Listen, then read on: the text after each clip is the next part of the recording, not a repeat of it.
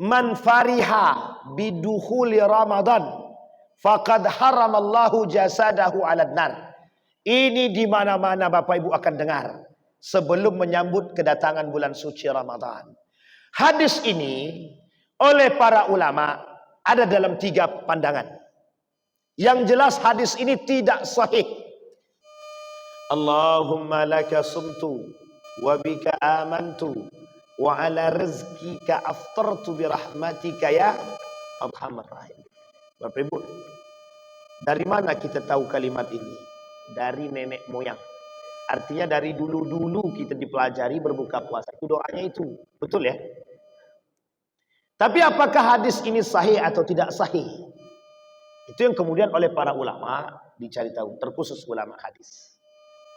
Ternyata hadis ini tidak benar. Tidak sahih hadisnya. Sehingga bermunculanlah sekarang ini hadis-hadis yang sahih tentang berbuka puasa. Hadis yang sahih dalam berbuka puasa. Ada yang tahu Bapak Ibu? Apa itu hadis yang paling sahih ketika berbuka puasa? Cuman satu Pak. Bismillahirrahmanirrahim.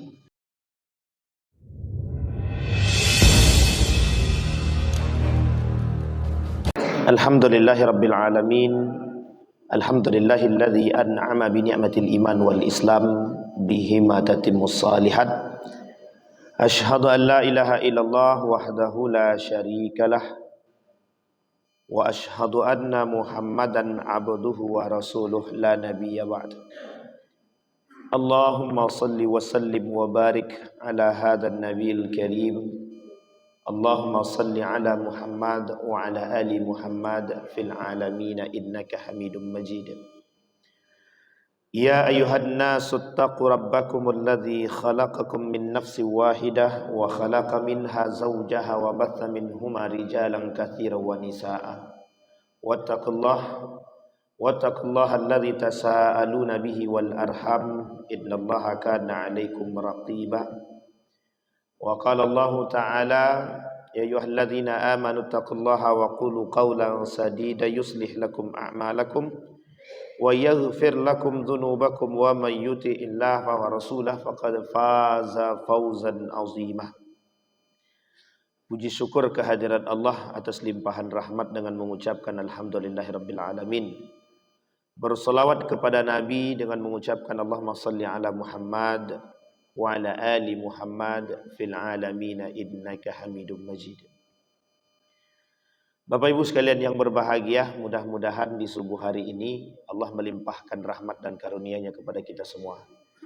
Allah jadikan kita orang-orang yang istiqamah, keluarga yang sakinah mawaddah warahmah, anak-anak yang saleh dan salihah, orang tua yang Allah jaga dan Allah luaskan rezekinya, dan insyaallah kita semua yang hadir husnul khatimah. Untuk orang tua kita yang telah mendahului kita, Allah tempatkan di tempat terbaik di sisinya. Allah terima amal ibadahnya. Allah kumpulkan bersama orang-orang yang soleh. Amin ya rabbal alamin. Baik Bapak Ibu sekalian yang berbahagia, materi kita adalah tentang Ramadan.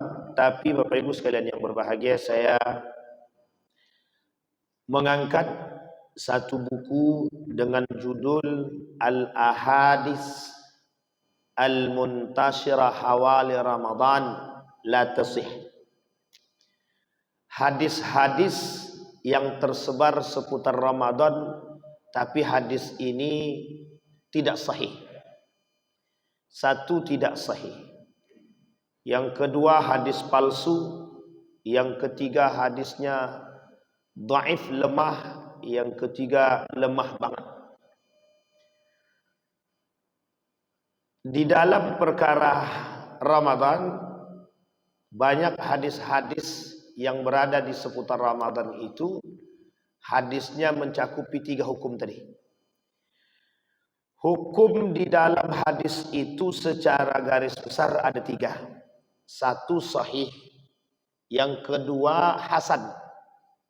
Ini harus paham dulu. Dia ada sahih, ada hasan.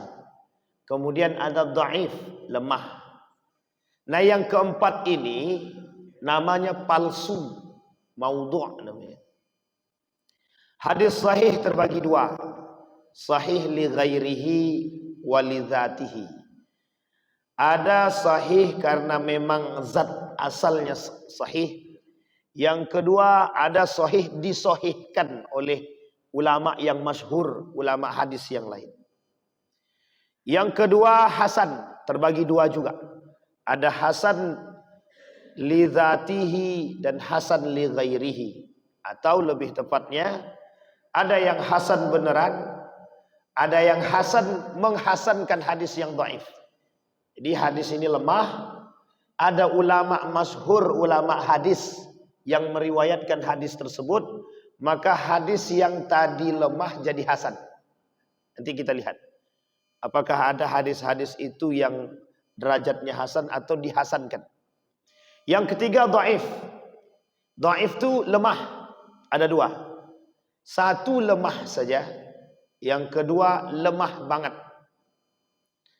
Lemah banget ini oleh sebagian ulama termasuk Syekh Al-Iraqi, kemudian Syekh murid daripada Ibnu Hajar Al-Asqalani, namanya Ibnu Al-Haytham. Kata beliau, hadis yang dhaif banget ini itu bisa disamakan dengan hadis palsu. Tapi dalam ulama yang lain tidak sama antara hadis palsu dengan hadis yang dhaif banget atau lemah sangat. Yang keempat, hadis palsu. Hadis palsu ini hadis dia bukan hadis, tapi oleh sebagian orang dijadikan hadis. Pada poin terakhir inilah Nabi bilang di dalam hadisnya, "Man kadzdzaba alayya muta'ammidan falyatabawwa maq'adahu minan nar." Orang yang mengutarakan hadis-hadis palsu, dia sedang bersumpah atau berdusta atas nama baginda Nabi Muhammad sallallahu alaihi wasallam. Orang yang berdusta atas nama Nabi sudah dipersiapkan oleh Allah tempatnya di neraka. Bahasanya, "Man kadzdzaba alayya muta'ammidan falyatabawwa maq'adahu minan nar." Karena banyak untuk menjual, mohon maaf, menjual lisan, menjual perkara. Jadi ada orang yang bisa bahasa Arab, dia berucap dengan kalimatnya diutarakan seolah-olah itu hadis Nabi. Apalagi kalau dia dahului dengan kalimat qala Nabi sallallahu alaihi wasallam. Padahal itu bukan hadis. Itu telah berdusta. Karena banyak perkataan-perkataan para ulama yang dihadiskan. Perkataan-perkataan ulama yang dihadiskan. Dan itu tidak sedikit. Kita ambil contoh an-nadhafatu minal iman. Orang bilang ini hadis. Pada hakikat itu bukan hadis. Maka orang yang mengatakan ini hadis, maka sebenarnya ada dua kemungkinan. Ketidaktahuan atau karena memang pura-pura tidak tahu. Atau yang ketiga, memang nggak tahu beneran. Kalau yang keempat, dia sengaja menghadiskan untuk orang lain percaya dengan perkataan dia, maka dia jatuhnya dusta. Nah, itu yang paling berbahaya, yang poin terakhir. Jadi menganggap perkataan Nabi bukan perkataan Nabi, tapi dikatakan perkataan Nabi, itu telah berdusta. Dan bukan masalah permasalahannya adalah pada orangnya, tapi pada masa dahulu ini sudah terjadi. Sehingga banyak para pendusta-pendusta pada masa itu juga mereka ikut. Yang dianggap oleh para ulama-ulama hadis, mereka tidak layak meriwayatkan hadis. Dan itu baru dipelajari di dalam pelajaran-pelajaran khusus, namanya riwayah dan dirayah. Khusus ilmunya. Karena kita tidak hafal nama-nama orang. Nah, itu sebagian penjelasan umum tentang pembagian hadis secara garis besar. Yang ingin saya angkat Bapak Ibu di subuh hari ini ada dua. Bagaimana hukum beramal dengan hadis dhaif dan dhaif jiddan. Bagaimana beramal dengan hadis lemah dan lemah banget. Dan bagaimana beramal dengan hadis palsu. Kita ambil contoh. Allahumma laka sumtu wa bika amantu wa ala rizkika aftartu birahmatika ya Arhamar Rahim. Bapak Ibu, dari mana kita tahu kalimat ini? Dari nenek moyang. Artinya dari dulu-dulu kita dipelajari berbuka puasa. Itu doanya itu. Betul ya? Tapi apakah hadis ini sahih atau tidak sahih? Itu yang kemudian oleh para ulama dicari tahu. Terkhusus ulama hadis. Ternyata hadis ini tidak benar.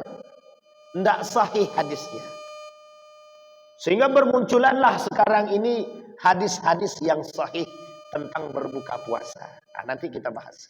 Kita bahas satu-satu. Baik Bapak Ibu sekalian yang berbahagia. Hadis dhaif, kata Ibnu Hajar al-Asqalani, boleh beramal dengan hadis dhaif, tapi tak boleh beralasan. Tak boleh menjadikan ini alasan. Sebagai benteng pertahanan argumentasi. Itu tidak boleh. Ada kok hadisnya. Ketika berdebat tentang kebenaran hadis tersebut, kita bilang ada kok hadisnya. Nah, hadis itu tak boleh jadikan sandaran. Di dalam pemahaman Ibnu Hajar al-Asqalani, hadis dhaif ini hanya boleh diamalkan tapi tidak boleh dijadikan alasan. Satu. Yang kedua, hadis dhaif itu hanya boleh diambil faidah saja. Jadi ambil faidah itu bagaimana maksudnya? Keutamaannya. Kira-kira dari doa yang tadi ada enggak keberkahan dan keutamaannya? Boleh diambil. Kalau tidak, tak boleh diambil. Dia kalau boleh yang seperti itu ada berkahnya, ada. Ada keutamaannya, ada. Allahumma laka sumtu wa bika amantu. Ya Allah, aku berpuasa karenamu. Karena dalam hadis yang lain Nabi bilang, yang memberikan pahala puasa itu cuma Allah, tidak ada yang lain. Tanpa ada perantara yang lain, langsung Allah. Wa ana ajzibi, kata Allah. Artinya itu sudah kaitannya dengan Allah. Orang yang berpuasa untuk Allah, memang Allah langsung yang kasih. Ini poin penting. Maka kita boleh mengambil manfaat atau faidah. Di dalam hadis dhaif ada 5 hal. Kita sampaikan 3 hal saja. Yang tidak boleh dilakukan dari hadis dhaif. 1, tidak boleh kita mengambilnya untuk alasan. Yang kedua, halal haram. Persoalan halal dan haram harus hadisnya sahih. Paling rendah hadisnya hasan. Paling rendah hadisnya hasan. Yang ketiga, pada persoalan akidah, tauhid, itu tidak boleh kita gunakan hadis dhaif. Hadis dhaif banget, hadis palsu, tidak boleh. Ulama sepakat, ittafaqal ulama. Syekh Al-Iraqi, Ad-Dimashqi, Ad-Darqutni, Ibnu Hajar Al-Asqalani, semua sepakat tentang hadis-hadis itu. Dalam persoalan hadis lemah ke bawah, tidak boleh dipakai pada beberapa hal. 1, halal haram, akidah. 1 lagi dijadikan alasan. Dia ada 5. Sampai di sini bisa dipahami Bapak Ibu. Jadi kalau Bapak Ibu berdebat kepada orang masalah ada benar atau tidaknya tentang hadis tadi, tak boleh kita jadikan sandaran hadis lemah. Tapi boleh diambil faidah. Sampai di sini bisa dipahami Bapak Ibu ya. Jadi kalau ada orang yang memperdebatkan dan ada kelompok-kelompok tertentu yang membagi, dan ini harus saya sampaikan. 1, kelompok Ibnu Hajar Al-Asqalani. Kalau hari ini banyak yang mengikuti beliau, termasuklah salah satunya orang-orang yang bermadhabkan Imam Asy-Syafi'i. Itu juga sebagian besar mengikuti pandangan Ibnu Hajar Al-Asqalani. Menggunakan hadis dhaif hanya untuk diambil faidah saja. Oh, apakah dalam hadis-hadis Bukhari itu tidak ada yang dhaif? Ada, bukan tidak ada. Berarti cukup lumayan, iya. Karena kata Ibnu Al-Haytami, banyak juga hadis-hadis dhaif itu yang diriwayatkan oleh Bukhari dan Muslim, bukan berarti tidak ada. 1. Yang kedua, orang-orang bermazhabkan Imam Ahmad bin Hambal. Lebih tepatnya orang-orang yang bermadhabkan Hambali. Mereka menolak secara utuh hadis dhaif banget, hadis palsu. Jadi tak bisa digunakan. Kalau hadis ini tidak sahih, maka kami tidak gunakan. Tapi kalau hadis ini sahih banget, sahih, baru kami pakai. Kalau dia cuma dhaif, kalau dia dhaif banget, kalau dia palsu apa tak lagi, kami tidak pakai hadis itu. Jadi mohon maaf, kalau Bapak Ibu bertemu dengan teman-teman seperti ini, maka bisa kita katakan mereka orang-orang yang berpegang teguh kepada hadis-hadis sahih. Contoh, teman-teman Salafi. Yang kedua, teman-teman Muhammadiyah. Nah, termasuk saya orang Muhammadiyah, Pak. Kami di Muhammadiyah itu berpegang teguh pada hadis-hadis sahih. Tapi pada satu ketika di Muhammadiyah masih bisa menerima, longgar dalam hadis-hadis yang dhaif, tidak dhaif banget ataupun palsu. Tapi kalau teman-teman Salafi dia menolak, tidak mau dia. Kita ambil contoh hadis berbuka puasa tadi. Maka apa hadis yang sahih mereka keluarkan? Hadis yang sahih dalam berbuka puasa. Ada yang tahu Bapak Ibu? Apa itu hadis yang paling sahih ketika berbuka puasa? Cuman satu, Pak. Bismillahirrahmanirrahim. Setelah itu tak ada lagi. Cuman itu saja hadis yang sahih. Jadi berbuka puasa itu Bismillahirrahmanirrahim, minum. Setelah minum baru berdoa.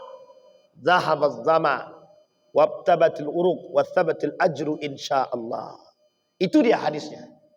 Tapi kata para ulama, cara penggunaannya hadis yang paling sahih itu untuk sebelum berbuka puasa atau ketika berbuka puasa itu hadisnya cuman Bismillahirrahmanirrahim. Jadi itu yang lain ditolak, termasuk Allahumma lakasumtu, dan itu oleh para ulama hadis dari kalangan mereka, dari kalangan teman-teman Salafi itu mereka menolak hadis tersebut. Kita nanti lihat Bapak Ibu. Apakah dalam Majelis Ulama Indonesia, kenapa kok tidak melarang orang-orang yang berdoa Allahumma lakasumtu wa bika amantu, dan itu sudah menjadi sebuah tradisi di kalangan masyarakat seperti kita ini. Ternyata Bapak Ibu ada pandangan para ulama yang lain. Satu, tadi yang berpandangan bahwa hadis dhaif boleh dijadikan diambil faidah dan keutamaan. Yang kedua, tidak semua ulama sependapat bahwa hadis palsu itu tidak boleh dipakai dalam doa. Ternyata ada ulama yang membolehkan hadis palsu itu dipakai dalam doa. Hadis palsu dalam doa, khusus dalam doa. Dalam yang lain tertolak, dalam doa khusus. Nanti kita lihat. Sampai di sini bisa dipahami Bapak Ibu. Sekarang saya ingin sampaikan kepada Bapak Ibu, ini secara garis besar sudah saya sampaikan. Harusnya kita sudah mulai paham itu. Karena memang itu yang paling sering diperdebatkan. Oh ini tidak ada hadisnya. Oh ini hadisnya lemah. Oke. Ibu-ibu, bapak-bapak sudah paham. Hadis lemah itu seperti apa, ulama pendapatnya sudah seperti apa, dan tidak perlu kita berantem hanya gara-gara itu. Kalau mereka bersikeras, silakan. Muhammadiyah berpegang teguh dengan yang sahih, silakan. Kita berpegang teguh mengambil faidah dari hadis-hadis tersebut karena mengikuti para ulama terdahulu, silakan. Tidak ada masalah. Yang salah adalah yang bukan hadis dibuat-buat hadis. Itu yang berdusta atas nama Nabi. Dan kata Nabi tempatnya neraka. Dan neraka yang sudah dijanjikan bagi mereka, neraka jahanam. Ini gara-gara mik kalian lah nih. Tengok turun-turun nih. Baik Bapak Ibu, sekarang kita masuk pada hadis yang pertama. Hadis yang pertama, man fariha bidukhuli Ramadan faqad haramallahu jasadahu 'alan nar. Ini di mana-mana Bapak Ibu akan dengar sebelum menyambut kedatangan bulan suci Ramadan. Hadis ini oleh para ulama ada dalam 3 pandangan. Yang jelas hadis ini tidak sahih. Yang jelas hadis ini tidak sahih. Tapi dalam 3 pandangan. Pandangan pertama, Syekh Al-Utsaimin, Ibn Bas, mengatakan bahwa hadis ini dhaif jiddan, setara dengan hadis palsu. Jadi tak boleh dipakai. Tertolak secara mentah-mentah. Tertolak secara mentah-mentah. Lah kalau tertolak bagaimana? Jangan dipakai. Karena hukum memakai hadis palsu di dalam ibadah itu termasuk bid'ah yang sangat-sangat bid'ah. Tidak boleh. Termasuk mengada-ngada. Dalam derajat hadis ini, dalam kitab Al-Ahadis Ad-Da'ifah, atau dalam kitab-kitab Al-Mawdu' yang dikarang oleh para ulama, menjadi perdebatan para ulama, Bapak Ibu sekalian yang berbahagia. Kemarin, 1-2 pekan yang lalu, kami berdiskusi dengan teman-teman yang ada alumni Madinah, Mesir, Maroko, Mauritania, duduk untuk membahas hadis-hadis seputar Ramadan yang hadisnya sahih, palsu, dan lain sebagainya. Kami duduk dengan teman-teman. Kita sampaikan perkara hadis ini. Nah, satu Bapak Ibu, poin pentingnya adalah dalam hadis ini Bapak Ibu, kata para ulama, dari secara teks itu cukup bermasalah. Masa orang berbahagia saja dengan datangnya Ramadan sudah haram untuk masuk dalam neraka. Jadi kalau dia tidak puasa, bahagia saja dia dengan datangnya Ramadan, sudah diharamkan oleh Allah jasadnya dari api neraka. Kata sebagian ulama, itu hadis bermasalah. Sampai di sini bisa dipahami. Baik. Hadis ini didapatkan cuma dalam satu kitab. Dalam kitab Durratun Nasihin. Dalam kitab yang lain tak ada. Termasuk sekalipun dalam kitab hadis-hadis palsu pun tak ada. Tetapi ada ulama yang mengatakan bahwa hadis ini masuk pada poin yang kedua. Dia bukan hadis palsu, tapi dia hadis dhaif jiddan, lemah banget. Tahu lemah banget maksudnya? Baik. Kalau lemah banget berarti boleh dong kami pakai Pak Ustaz. Boleh ya? Ibu-ibu lah jadi ahli fatwa lah. Boleh kita pakai hadis palsu, hadis yang lemah banget ini. Sebagian kecil para ulama mengatakan yang tadi saya sampaikan, boleh mengambil faidah, boleh mengambil keutamaan sebagai motivasi. Ustaz Abdul Samad dalam kitabnya Al-Ahadis Al-Muntasyarah itu, kata Ustaz Abdul Samad, bahwa hadis ini itu tidak dhaif banget, tapi hadis ini lemah saja. Sampai di sini paham Bapak Ibu? Syekh Ali Mustafa Ya'qub, Imam Masjid Istiqlal Almarhum, kata beliau dengan keras mengatakan hadis ini hadisnya palsu. Kata beliau bahwa hadis ini palsu. Jadi Bapak Ibu sekalian yang berbahagia, apa hukumnya kita beramal dengan hadis-hadis palsu? Tadi sudah saya sampaikan. Dan bagaimana sikap kita hari ini terhadap itu? Satu, sikap kita Bapak Ibu. Kita umat orang-orang beriman ini, kalau hadis dia palsu, maka sebaiknya kita tinggalkan. Toh kalau ingin disampaikan, sampaikanlah dalam utara, jangan sampaikan perkataan Nabi. Karena saya sejalan dengan Syekh Ali Mustafa Ya'qub bahwa hadis ini palsu. Bahkan dalam kitab hadis-hadis lemah banget pun tidak ditemukan hadis tersebut. Sehingga oleh beliau dikatakan hadis ini palsu. Karena secara matan ini bermasalah. Dia ada permasalahan pada matannya, ada permasalahan pada riwayatnya, pada perawinya, pada yang meriwayatkannya. Perbedaan antara sahih, hasan, dhaif, palsu itu juga ada pada perawinya yang meriwayatkannya. Kadang ada yang meriwayatkannya ini pendusta banget. Lah kalau dustanya banget, itu tidak bisa Pak diterima hadisnya Pak. Kita ambil contoh. Bapak Ibu tahu kalau si Mustafa itu pendusta. Pergi dia ke Pelalawan. Di Pelalawan banjir banget, kata dia. Sampai semua rumah tenggelam. Karena bapak ibu tahu kalau dia ini pendusta, kira-kira bapak terima enggak kata-kata dia tadi? Mesti tertolak. Itu dalam nalar logika kita. Betapa dalam nalar logika para ulama terdahulu. Untuk meriwayatkan satu hadis itu butuh ada syarat-syarat tertentu yang harus mereka lalui. Apalagi Al-Quran. Kita ambil contoh. Menuliskan satu ayat di dalam Al-Quran, satu ayat saja.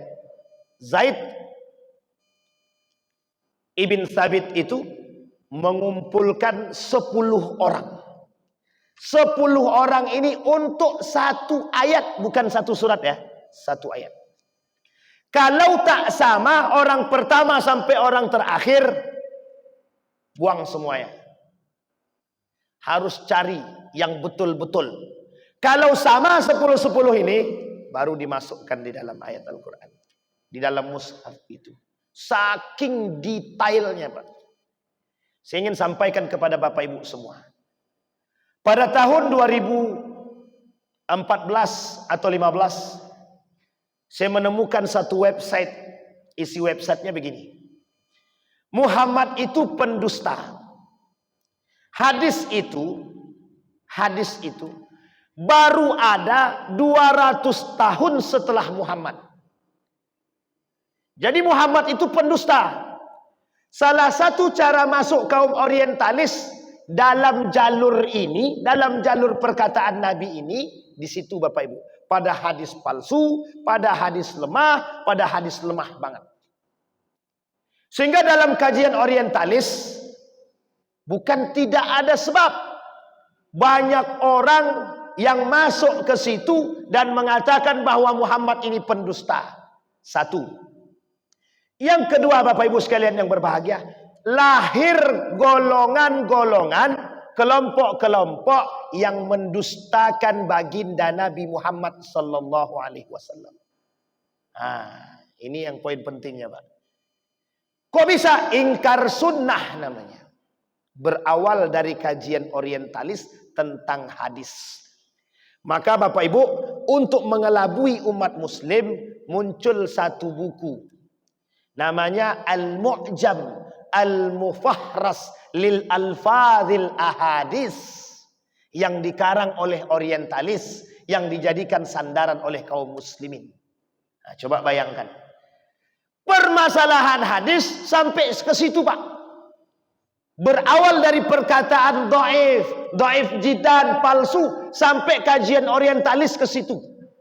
Jalan masuk mereka untuk merusak kita daripada bagian itu tersebut. Sampai di sini bisa dipahami Bapak Ibu ya. Saking mereka serius merusak kita. Maka Bapak Ibu sekalian yang berbahagia, kalau kita umat muslim tidak mau belajar terhadap persoalan ini, kita takutnya terjerumus dalam dua. Satu, sesat dan menyesatkan. Yang kedua, kita disesatkan. Disesatkan. Baik, termasuklah pada hadis-hadis tertentu tadi. Nah, Bapak Ibu sekalian yang berbahagia, dari persoalan ini Bapak Ibu, muncullah kelompok pendusta Nabi, muncul kelompok ingkar sunnah dengan baginda Nabi Muhammad sallallahu alaihi wasallam. Apa maksudnya ingkar sunnah tadi? Kami tak percaya kepada Muhammad. Kami percayanya cuma kepada Allah. Kenapa? Orang Muhammad aja pendusta kok. Orang Muhammad itu manusia kok. Manusia kan bisa salah, bisa betul. Manusia itu kan bisa berdusta. Loh, Muhammad manusia? Apa contohnya Muhammad manusia? Qul innama ana basyarum mithlukum. Aku kan manusia seperti kalian, kata Nabi Muhammad. Allah kata melalui lisan baginda Nabi Muhammad SAW. Kata Allah, Muhammad katakan kepada mereka bahwa engkau sama dengan mereka. Tapi kan ayatnya cuma sampai di situ. Harusnya diteruskan sampai akhir. Karena ayatnya sampai di situ mengatakan bahwa Muhammad ini manusia. Maka disitulah mereka katakan bahwa Muhammad ini pendusta. Sampai-sampai mereka bisa katakan hadis itu baru muncul 200 tahun setelah baginda Nabi Muhammad SAW. Berarti 2 abad. Lebih tepatnya pada masa tabi'in dan tabi'in. Sampai di sini bisa dipahami Bapak Ibu. Maka bagaimana sikap kita terhadap hadis man fariha bidukhuli Ramadan faqad harramallahu jasadahu 'alan nar. Sebaiknya Jangan dipakai bagi para dai, tapi bagi kita yang mendengarkan, ambil motivasi. Apa motivasinya? Orang yang berbahagia saja bisa masuk ke dalam surga. Apa tak lagi kalau kita berpuasa dengan sebaik-baiknya. Kalau kita berpuasa dengan sebaik mungkin, maka jangankan harap masuk neraka. Surga yang sudah dijanjikan, itu pasti Allah berikan kepada orang yang benar-benar dalam puasanya. Tapi ingat, Allah punya banyak hadis, Nabi punya banyak hadis-hadis yang lain tentang bernilai atau tidak bernilainya puasa seseorang. Rubba sa'imin laisa lahu min siyamihi illal ju' wal atas. Tidak ada gunanya puasa seseorang itu. Dia berpuasa, tapi puasanya tidak ada guna sama sekali. Kapan Bapak Ibu puasa dia tak berguna itu? Satu, kata Nabi, man tarakas salah fahuwa kafir. Yang meninggalkan solat kafir. Di dalam hadis Nabi, kata Nabi dalam hadisnya begini. Ada 15 ancaman Allah kepada orang yang sengaja meninggalkan solat. Di antara 15 itu, satu di antaranya, kata Nabi, humiya kulla amalihi. Allah buang, Allah bakar, Allah hapus semua amal ibadahnya, termasuk puasanya, zakatnya, akhlak mulianya. Kalau dia tidak sholat, Allah tidak akan terima apapun ibadahnya. Nah, sampai di sini bisa dipahami Bapak Ibu. Itu kalau meninggalkan sholat. Jadi kalau orang sholat ini Bapak Ibu, kalau tidak sholat sama sekali, jangankan puasa Ramadan, semua perbuatan selama dia hidup tak ada manfaat sama sekali bagi Allah. Bagi dia di dunia iya aman, bagi dia di akhirat tidak ada sama sekali faedah. Kata Nabi dalam hadisnya begitu. Dia ada 15 ancaman Allah tuh yang sengaja meninggalkan sholat. Oh itu berbahaya Pak. Dalam kitab Imam Az-Zahabi itu Pak, dalam pembahasan sholat khusus, Masya Allah, itu banyak sekali Pak permasalahannya itu Pak. Kemuliaan yang Allah tampakkan, ancamannya 15 itu. Jadi kalau ada Bapak Ibu lihat rumah tangga orang kok asik berantem saja, tengok sholatnya Pak. Tengok sholatnya. Kalau benar sholatnya, tidak mungkin berantem tuh Pak. Nah, itu Pak, pentingnya. Dalam kitab Ihya, dalam kitab Imam Al-Ghazali tentang Asrarus Salah, rahasia-rahasia sholat. Juga begitu Pak mengatakan. Syekh Sapat Tembilahan. Siapa namanya itu? Abdurrahman Siddiq Al-Banjari. Dalam kitabnya Asrarus Salah juga, rahasia-rahasia salat. Itu bukan, ternyata sejalan dengan apa yang mereka sampaikan itu, sejalan dengan perkataan baginda Nabi. Orang yang meninggalkan salat kafir. Kafir di sini Bapak Ibu artinya kufur. Orang kufur itu tidak ada satupun amal ibadahnya bernilai, sama sekali tak ada. 60 tahun dia salat. Salat dia 60 tahun, ibadah dia 60 tahun. Sekali dia tinggalkan salat, enggak salat dia, enggak ada. Sengaja dia tinggalkan sholat. Sengaja ya. Bukan tidak sengaja. Sengaja. Itu baru sengaja Pak. Bagaimana kalau dia mohon maaf mengingkari sholat? Tidak ada tuh wajib sholat itu tidak ada. Kalau sempat dia katakan wajib sholat itu tak ada. Ada masuk munafik dia. Itu neraka yang pantas untuk dia cuma satu saja. Neraka jahanam. Dan tempat yang terbaik bagi dia apa? Di dasar neraka jahanam itu betul. Fid darkil asfal minan nar. Nah, tadi ada pertanyaan. Dari apa awak? Apa perbedaan sembahyang dengan sholat? Ada yang tahu Bapak Ibu? Ini kembali kepada sejarah. Kembali kepada sejarah. Sembahyang ini Bapak Ibu diartikan dalam bahasa peninggalan. Bapak Ibu boleh lihat dalam Kamus Besar Bahasa Indonesia. Perbedaan sholat dengan sembahyang. Sembahyang dalam bahasa Indonesia. Salat dalam bahasa Arab satu. Satu. Salat dalam bahasa Arab yang sudah diindonesiakan. Sampai di sini bisa paham ya Bapak Ibu ya. As-salatu, salat itu dari bahasa Arab yang diindonesiakan. Kalau sembahyang itu bukan bahasa Arab, bahasa sejarah dahulu. Kalau lebih tepatnya bahasa Jawi, peninggalan bahasa Sanskerta. yang kemudian diindonesiakan, diambil mohon maaf dari peribadatan agama yang lain. Peribadatan agama yang lain ini dulu yang merajai negara Nusantara, bukan Republik Indonesia. Sampai di sini bisa dipahami Bapak Ibu. Ini secara sejarah. Secara sejarah Bapak Ibu, Indonesia ini itu dulu belum ada. Yang ada itu Nusantara. Nama lain daripada Nusantara itu namanya Jawi. Jawi ini bukan Kobau. Bukan. Nah, sekarang saya tanya Bapak Ibu. Bapak Ibu pahamnya Jawi itu Kobau kan? Kobau kan? Tapi dalam aksara Nusantara Melayu, Jawi itu artinya Nusantara.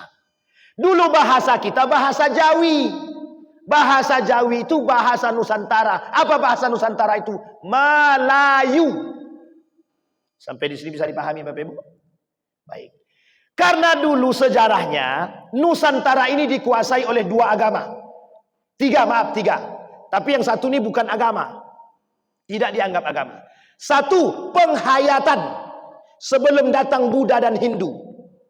Setelah datang Buddha dan Hindu, maka Buddha dan Hindu menguasai. Karena apa? Karena memegang dua kerajaan besar sekaligus. Sampai di sini bisa paham. Maka dua kerajaan besar ini menguasai Nusantara. Apapun yang dikeluarkan oleh pada masa itu dalam aksara Jawinya, itulah yang dipakai. Sampailah hari ini tidak semua bahasa itu dibuang. Tidak semua bahasa itu dibuang. Salah satu bahasa yang dipakai adalah sembahyang itu dari bahasa agama yang berbeda dari agama Islam. Disinilah mohon maaf Bapak Ibu, saya tidak mau panjang lebar mengatakannya, tapi saya ingin sampaikan dalam kajian orientalis tentang bahasa itu persoalan Pak, persoalan. Kenapa persoalan Pak Ustaz? Semua yang berbau Islam semenjak runtuhnya Turki Utsmani harus dihilangkan. Termasuk masalah bahasa.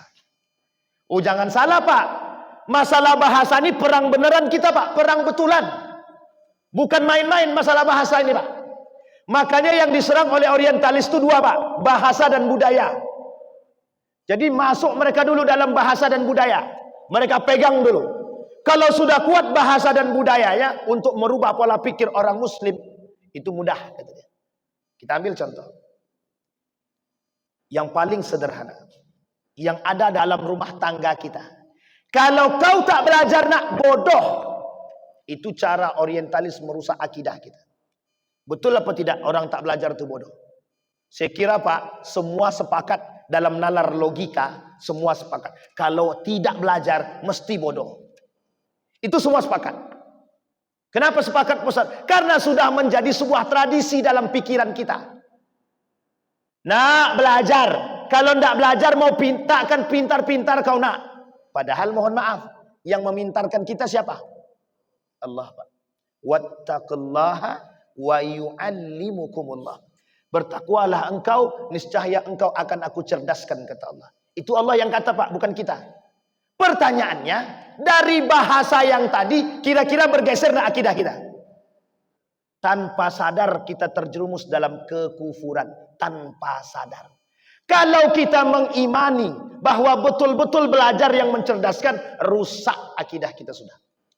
Sebegitunya Pak yang disebut dengan akidah. Makanya mohon maaf Bapak Ibu, orang yang berakidah itu jalannya itu pelan-pelan. Seperti berjalan di atas kaca atau paku. Jalannya pelan, sangat pelan, sangat pelan, sangat. Kenapa? Takut terjerumus dalam kekufuran. Kalau kufur dia habitat a'maluhum. Habis semua dibakar oleh Allah. Satu kali kufur saja Pak. Misal. Yakin Bapak Ibu yang menyembuhkan penyakit Bapak Ibu, batuk Bapak Ibu itu paratusin. Tahu pil paratusin Bapak Ibu? Yakin Bapak Ibu paratusin itu yang menyembuhkan, rusak akidah kita sudah. Rusak akidah kita sudah. Kita ambil contoh yang kedua. Belanja Bapak Ibu makan tanpa bismillah saja. Itu mati ketika makan itu Bapak Ibu, kata Tuhan, engkau makan bukan untukku, kata dia. Coba bayangkan Pak. Seberapa besarnya pengaruh kalimat bismillah saja, Pak. Kalimat bismillah. Nah, kembali kepada poin tadi, Pak. Ini sejarah. Orientalis merusak kita dari situ, Pak. Sehingga mohon maaf, yang berbau Arab-Arab itu harus dihilangkan. Yang berbau Arab. Dan kapan masalah sholat ini baru dimasukkan? Itu baru, Pak. Baru pada abad ke-19. Baru pada abad ke-20. Orang mulai kenal. Oh, sembahyang itu sholat. Di dalam Islam, sholat. Sholat itu diambil dari bahasa Arab yang sudah diindonesiakan. Sampai di sini paham Bapak Ibu ya? Sehingga sekarang Bapak Ibu bermunculan para sarjanawan Muslim itu kemudian mengadopsi bahasa-bahasa Arab itu yang diindonesiakan itu banyak. Bukan satu. Zakat, apa bahasa Indonesianya? Zakat bahasa Indonesianya apa, Pak? Sedekah. Sedekah itu bahasa Arab apa bahasa Indonesia? Bahasa Arab. Zakat itu bahasa Indonesia atau bahasa Arab? Bahasa Arab juga. Sampai di sini paham Bapak Ibu ya? Nah, yang sudah diindonesiakan. Dulu Pak, setelah runtuh Turki Utsmani, mereka lakukan konversi. Konferensi. Konferensi itu Bapak Ibu merubah bahasa. Yang tadinya bahasa internasionalnya bahasa Arab dirubah ke dalam bahasa Inggris. Tempatnya di mana? Di Inggris. Semenjak saat itu yang namanya berbau Arab tinggalkan. Termasuk di Turki, azan harus pakai bahasa Turki, tidak boleh pakai bahasa Arab. Oh, itu nasionalisme tertinggi itu, Pak. Makanya mohon maaf, Indonesia juga sempat ikut-ikutan Islam Nusantara. Oh, Pak, itu proyek besar itu, Pak. Kita tak bercerita ke situ. Nanti Kak, melencengnya jauh dari materi kita, Bapak Ibu. Singkat cerita itu ya, Pak ya. Jadi artinya apa perbedaan sholat dan sembahyang tadi? Itu sebenarnya bukan persoalan bahasa saja. Kalau kita mau runut daripada sejarah, begitu poin sejarahnya Bapak Ibu. Dikembalikanlah oleh sarjanawan Muslim. Yuk kita pakai bahasa sholat sajalah. Akhirnya dipakai bahasa sholat. Saya mau katakan sama Bapak Ibu semua. Perang antara timur dan barat itu sampai kapanpun gak akan selesai itu, Pak. Nanti kapan waktu kalau kita ketemu kita ceritakan. Itu yang pertama hadisnya. Man fariha bidukhuli Ramadan faqad haramallahu jasadahu 'alan nar. Hadis ini oleh sebagian ulama dikatakan palsu. Saya sejalan dengan ulama yang mengatakan bahwa hadis ini dhaif jiddan, setara dengan hadis palsu. Artinya tidak usah dipakai dalam alasan, tapi kalau ingin dijadikan motivasi sekalipun silakan ambil motivasi, tapi jangan katakan kalau ini datang dari baginda Nabi Muhammad sallallahu alaihi wasallam. Itu hadis yang pertama. Hadis yang kedua. Ini hadis populer yang kedua nih, Pak. Sangat-sangat populer. Sumu tasihu. Betul ya? Puasalah kalian kata Nabi, kalian akan sehat.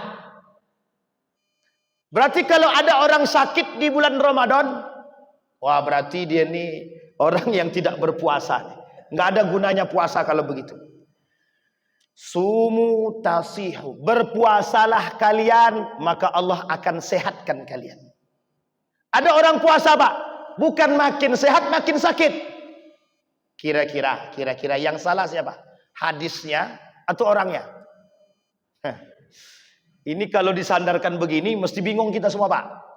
Yang betul yang mana? Masa sumu tasihu, berpuasalah kalian maka kalian akan sehat. Kalau kita katakan hadisnya salah, masa Nabi salah? Kalau kita katakan manusia, masa manusia tidak bisa sakit? Serba salah, Pak. Yang salah itu dalam memahaminya. Mungkin tidak Allah mensehatkan orang dalam berpuasa? Sekarang saya lihat Bapak. Salah seorang ulama dari Mesir, dokter dari Mesir melakukan penelitian. Tidak usah jauh-jauh lah Pak Ustaz dari Mesir, dari Indonesia aja lah, oke. Dari Indonesia saja. Sebelum operasi disuruh ngapain kita, Pak? Puasa. Satu, Pak, nilai poin penting bagi kita kalau kita mau bertadabbur dengan kalimat tersebut. Kenapa kok puasa? Apa kaitannya dengan puasa? Secara kesehatan, aturan berpuasa yang dilakukan oleh baginda Nabi itu sudah sangat-sangat mensehatkan atau menyehatkan. Sudah sangat. Kata dokter dari Mesir itu, dipresentasikan di Amerika Serikat, diakui oleh beberapa ilmuwan dalam dunia kesehatan, memang puasa itu memberikan dampak positif pada kesehatan. Itu maksud hadis, Pak. Maksud hadisnya. Maka perbanyaklah kalian berpuasa. Nabi berpuasa setiap bulan. Berapa hari? 3 hari. Yang sahih hadisnya itu 3 hari setiap bulan. Oh, yang lain daripada itu terserah, tambahan saja. Karena ada yang dhaif, ada yang palsu juga. Tapi yang lain yang paling sahih, Nabi berpuasa setiap bulan 3. Kecuali di bulan Sya'ban. Di bulan Sya'ban, Nabi pernah berpuasa hampir full. Hampir full. Tapi sebagian lagi mengatakan, dalam pandangan lain mengatakan, di bulan Sya'ban itu sebaiknya tidak usah berpuasa. Karena biar tidak nanti kebablasan, kesusahan ketika berpuasa di bulan, kecapean ketika di bulan Ramadan. Sebenarnya tak begitu Bapak Ibu, tidak begitu. Pemahamannya bukan seperti itu. Yang melarang berpuasa sebelum Ramadan atau setengah bulan sebelum Ramadan, karena Nabi pernah tidak puasa setengah bulan sebelum Ramadan. Bukan berarti karena capek, bukan. Itu buat-buatan aja itu. Yang kedua, Nabi pernah berpuasa di bulan Sya'ban itu hampir full. Jawabannya sederhana. Melatih sebelum datang 30 hari. Sampai di sini bisa dipahami Bapak Ibu. Saya lihatkan Bapak Ibu semua perkataan itu. Betul apa tidaknya? Di dalam ayat Al-Quran, Allah kata kutiba alaikumusiyam. Betul ya?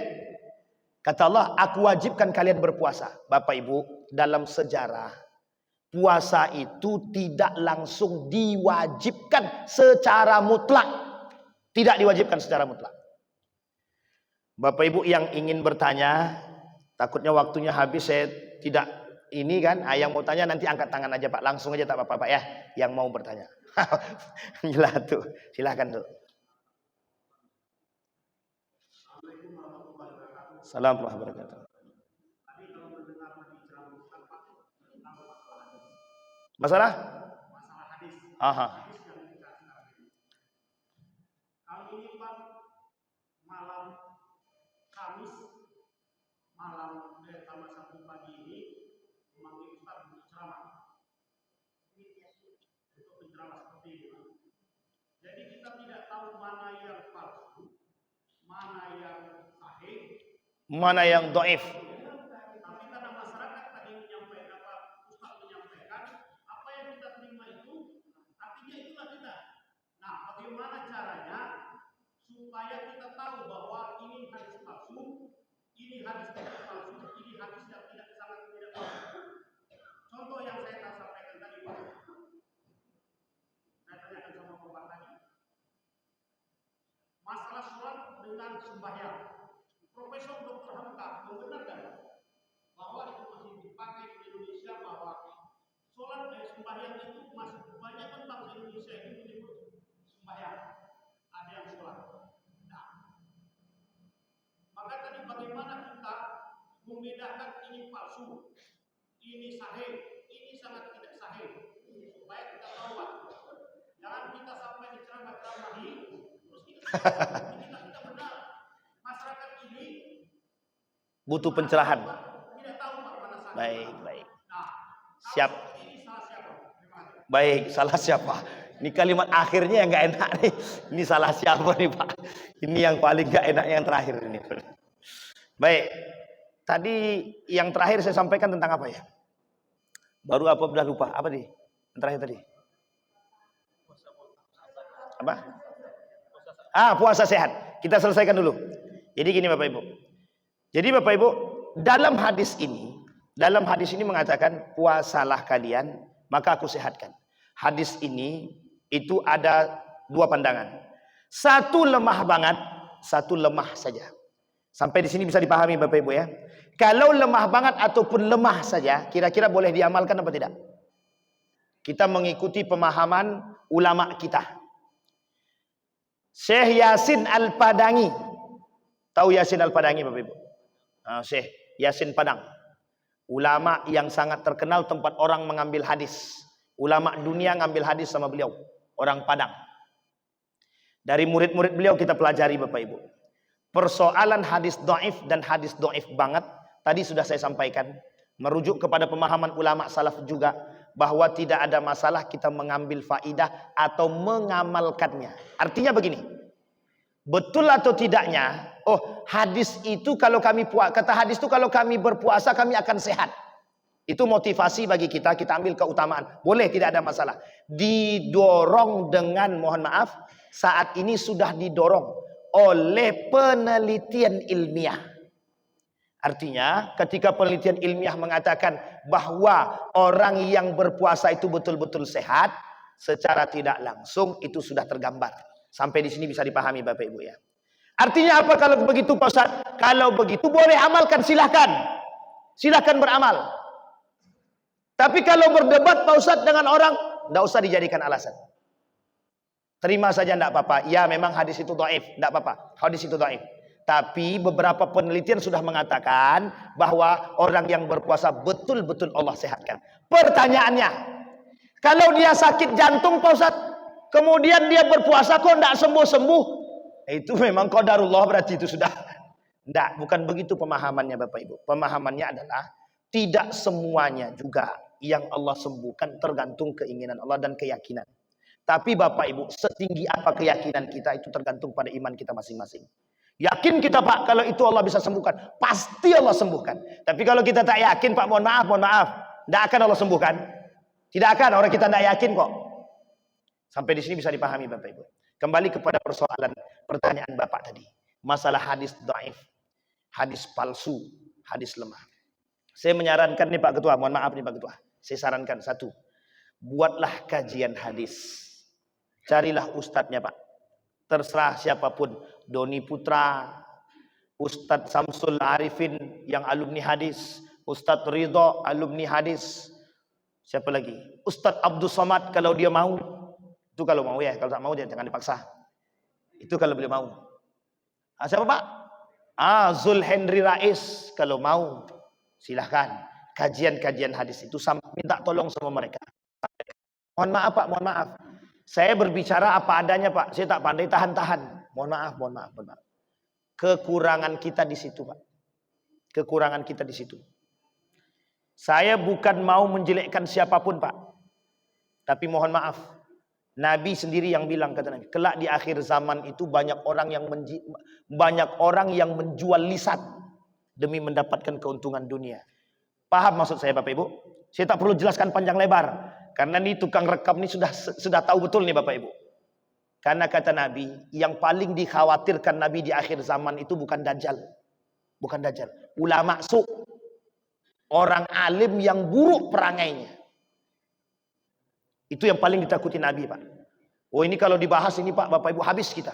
Imam Al-Ghazali dalam kitabnya Ihya Ulumuddin membahas khusus ulama su itu Pak. Tidak selesai-selesai. Dan kami sudah keliling beberapa masjid Pak tentang ulama su ini.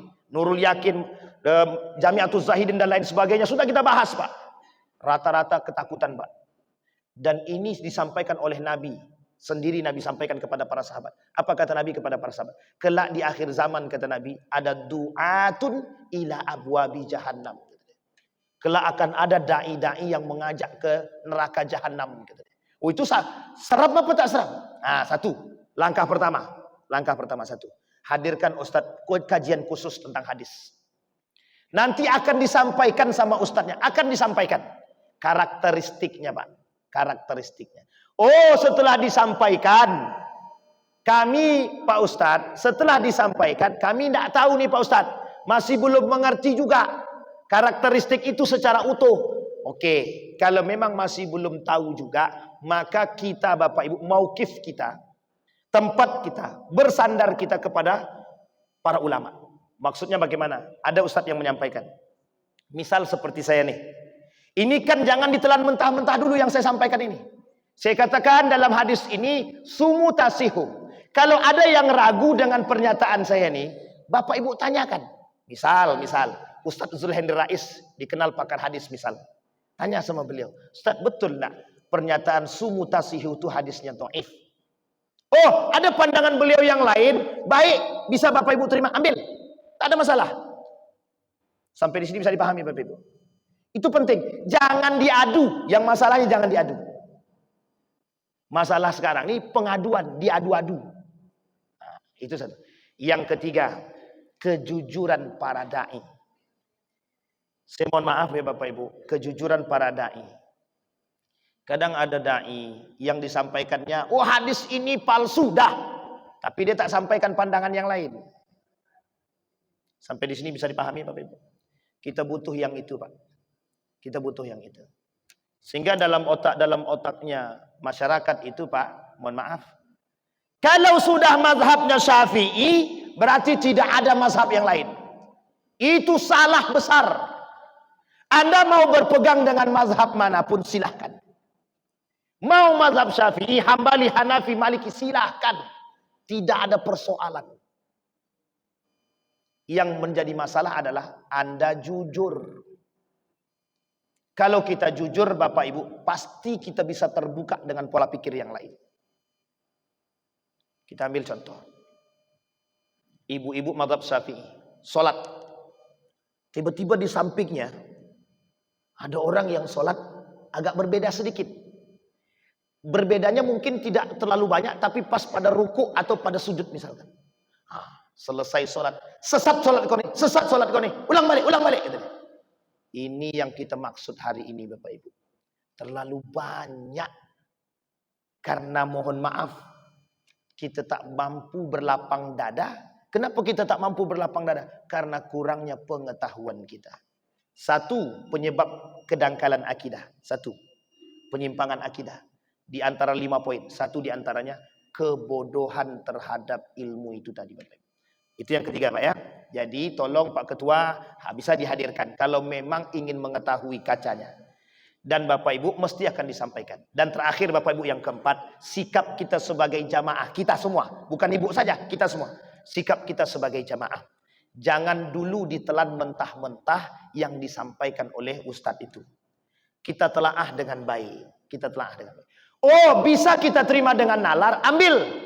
Oh tak bisa kita terima, tidak masalah. Jangan disalahkan tapi.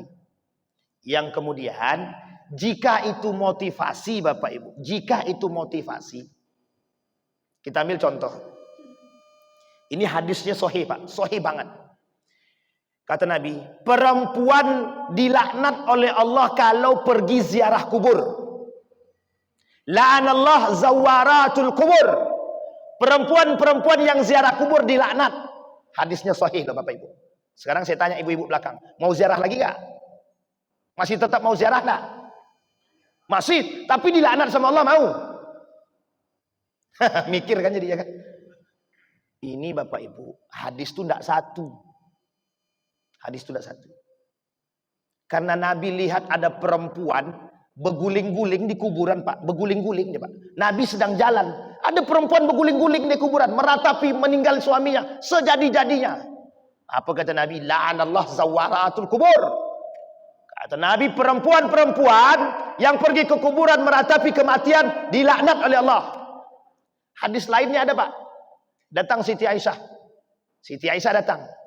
Ya Rasulullah, izin mau ziarah kubur. Siapa ziarah kuburnya? Ziarah kubur pamannya. Apa kata Nabi? Silahkan. Berarti boleh apa tidak perempuan berziarah? Yang dilarang apanya Pak? Sampai di sini bisa dipahami. Coba kalau hadis ini, mohon maaf. Kalau hadis ini kita telan mentah-mentah. Ada enggak perempuan yang ziarah kubur? Sampai di sini bisa dipahami Bapak Ibu. Tapi kalau ada orang perempuan yang tidak mau ziarah kubur, jangan Bapak salahkan. Tidak ada masalah Pak. Sama hadisnya begini. Hadisnya begini. Sebelum kita tutup. Hadisnya begini Bapak Ibu. Perempuan itu sebaiknya sholatnya di rumah. Bukan di masjid, di rumah. Bukan tanpa sebab. Bukan tanpa sebab. Ada sebabnya, ada. Seorang perempuan keluar rumah di malam hari dan di subuh hari. Gelap, tempat jalannya itu jauh, tidak ada orang. Ini menjadi persoalan. Maka mohon maaf, ketika itu persoalan perempuan ini bukan persoalan biasa. Kriminalisasi, pemerkosaan, dan lain sebagainya. Apa kata Nabi? Sebaiknya perempuan sholat di rumah. Sampai di sini bisa dipahami, Bapak Ibu. Karena ada perempuan yang mengatakan kepada Nabi, Nabi, rumah kami jauh dan gelap, kami takut Nabi. Apa jawaban Nabi? Sebaiknya perempuan sholat di rumah. Ini bukan berarti sholat di rumah itu lebih besar pahalanya daripada di masjid. Ingat sampai di sini Bapak Ibu ya. Jangan pahami dulu begitu. Karena kalau kita pahamnya kayak tadi, selesai urusan Pak. Perempuan tidak ada yang ke masjid. Kalau tak ada perempuan ke masjid kan lebih baik Pak Ustaz. Ada paham lain, ada. Paham yang lain mengatakan, sholatnya perempuan di masjid itu fitnah. Makanya dikasih tirai. Itu bukan tanpa alasan Bapak Ibu, pemberian tirai itu Bapak Ibu. Karena takut terjadinya fitnah.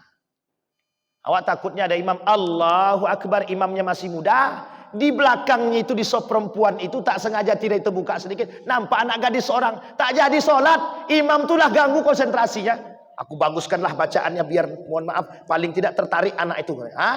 Dah lain kan tujuannya Pak. Itu yang dimaksud fitnah tuh Bapak Ibu. Dan kalau sholat perempuan sendirian. Dan ada satu orang di sini cuman sendirian. Haram bagi dia berjamaah. Kecuali suami istri. Sampai di sini paham Bapak Ibu? Atau adik-beradik kandung. Selain daripada itu tak boleh. Segitunya Nabi menjaga fitnah Bapak Ibu. Segitunya Nabi menjaga fitnah. Artinya Bapak Ibu memahami hadis itu. Ada hadis itu yang turun dengan sebab. Sama dengan Al-Quran. Al-Quran itu sebagian turun dengan sebab. Sebagian turun tanpa sebab. Seperti tadi puasa Ramadan. Puasa Ramadan itu Pak 3 tahapan kewajibannya itu ada 3. Satu kata Nabi, ketika turun perintah ayat Al-Quran kutiba alaikumusiyam tadi, kata Nabi kalian boleh pilih. Mau pilih puasa atau pilih bayar fidyah. Satu. Yang kedua, turun perintah tadi sama Pak. Ayatnya sama, masih terusan. Kata Nabi, kalian puasa ya. Kalau kalian tidak puasa, kalian bayar fidyah saja. Tapi belum ada ancaman apapun dari Allah. Belum ada. Yang ketiga, yang tidak boleh berpuasa itu cuma 2. Musafir, sakit, selesai. Sisanya wajib puasa. Sampai di sini bisa dipahami Bapak Ibu. 3 tahap. Kenapa Pak? Merubah dari puasa Asyura itu yang 1 hari ke 30 hari itu kaget Pak. Kaget. Karena sebelum datangnya puasa Ramadan, itu puasanya Nabi Asyura. Puasanya apa? Tahu Bapak Ibu alasan kenapa Nabi puasa Asyura? Menandingi orang Yahudi. Kata Nabi, aku yang paling berhak atas Musa. Wa ana ahaqqu minhum. Saya lebih berhak daripada Yahudi itu terhadap Musa. Jadi salah satu peringatan Nabi dengan puasa Asyura itu memperingati Nabi Musa. Dan Nabi Muhammad merasa lebih berhak. Kenapa? Karena dia Nabi. Sehingga Bapak Ibu sebelum datangnya bulan Ramadan, puasa Nabi puasa Asyura. Setelah datang Ramadan, barulah kemudian Nabi perintahkan untuk berpuasa. Meskipun dengan 3 tahapan. Tahapan pertama boleh pilih. Mau puasa atau mau tidak terserah. Yang kedua, tidak usah kalian berpuasa tidak apa-apa. Tetapi membayar fidyah itu kewajiban. Yang ketiga kata Nabi. Yang ketiga itu Bapak Ibu, barulah kemudian yang tidak boleh berpuasa cuma 2. Orang sakit dan musafir. Itu pun bukan tidak boleh berpuasa. Diberikan keringanan untuk tidak berpuasa. Atau membatalkan puasa. Tapi kalau dia selesai Ramadan harus ganti. Wajib ganti. Kalau dia tidak ganti, dia harus bayar fidyah. Tapi Bapak Ibu dalam pandangan ulama berurutan. Puasa dulu dia. Jangan tiba-tiba aku tidak sangguplah puasa, aku bayar fidyah aja. Salah Pak. Harus puasa dulu mengganti.